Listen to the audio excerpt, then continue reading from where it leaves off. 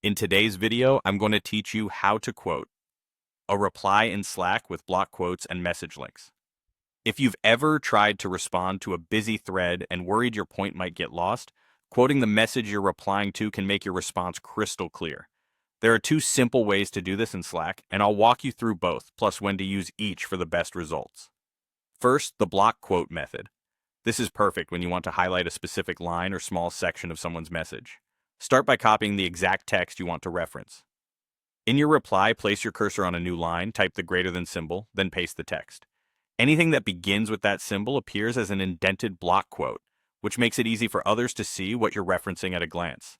If you're quoting multiple lines, you can add the symbol at the beginning of each line to keep everything formatted cleanly. Keep your quotation short and focused so your own message stays easy to read.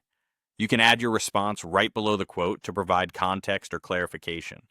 This approach is ideal when you want to keep the conversation tight and emphasize the exact words you're responding to. Now for the link method.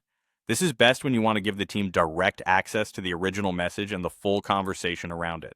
On the original message, click the three dots to open the options menu, then choose Copy Link. Paste that link into your reply.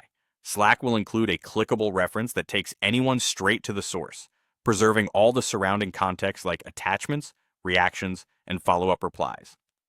This is especially helpful in long channels or when the message you're referencing is higher up in the thread and you want people to jump back to it instantly. So how do you choose? Use a block quote when you need to spotlight a short, specific piece of text. Use a message link when the context matters or when you want teammates to review the full conversation.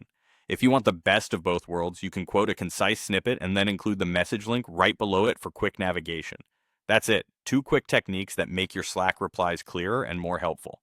Try them in your next conversation and notice how much smoother your threads become. Thanks for watching, and I'll see you in the next one.